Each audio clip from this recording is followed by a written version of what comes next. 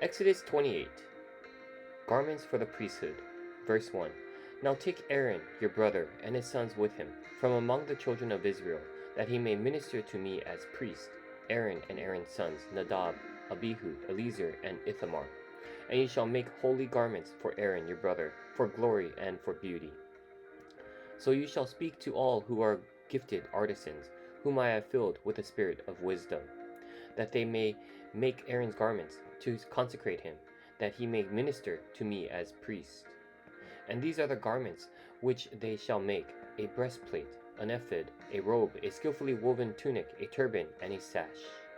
So they shall make holy garments for Aaron, your brother, and his sons, that he may minister to me as priest. Let's read commentary here, verse 1 through 4 of Exodus 28. Commentaries coming from the Tony Evans Bible Commentary. Exodus 8, 1 through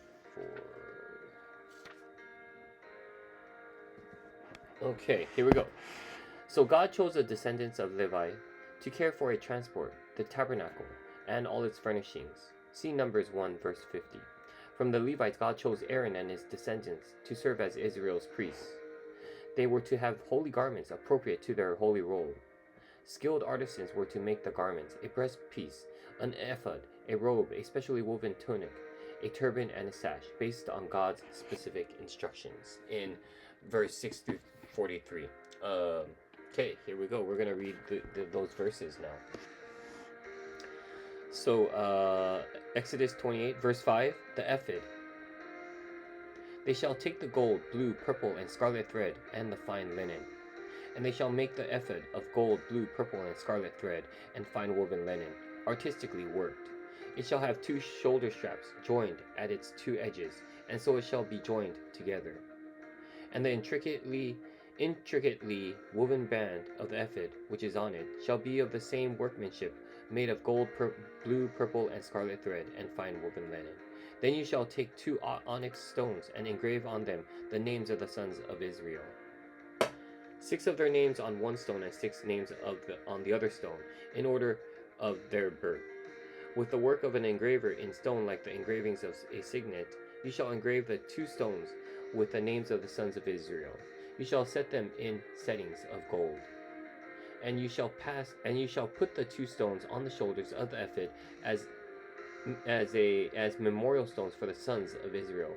So Aaron shall bear their names before the Lord on his 2 shoulders as a memorial. You shall also make settings of gold, and you shall make 2 chains of pure gold like braided cords, and fasten the braided chains to the settings. Let's read commentary here, verses 5 through 14. So the ephod was an artistically embroidered vest-like garment that the priest was to wear. It would include 2 onyx stones engraved with 6 of the names of Israel's sons on each. Since the priest would be representing the 12 tribes in his ministerial duties, Aaron was to carry their names on his 2 shoulders before the Lord as a reminder of God's covenant with his people.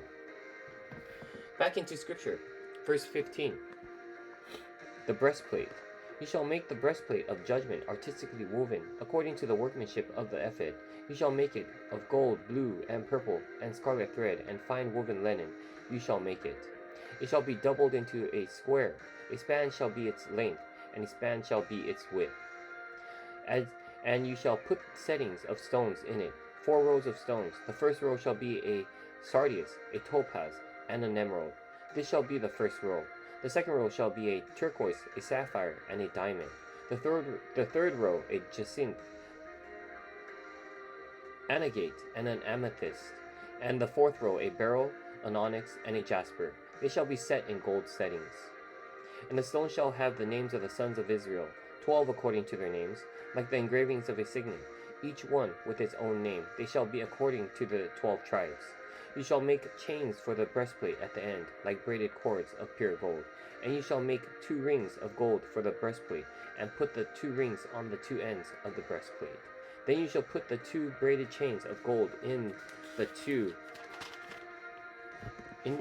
rings which are on the ends of the breastplate, and the other 2 ends of the 2 braided chains you shall fasten to the 2 settings, and put them on the shoulder straps of the ephod in the front. You shall make 2 rings of gold and put them on the 2 ends of the breastplate, on the edge of it, which is on the inner side of the ephod. And 2 other rings of gold you shall make, and put them on the 2 shoulder straps underneath the ephod toward its front, right at the seam above the intricately woven band of the ephod.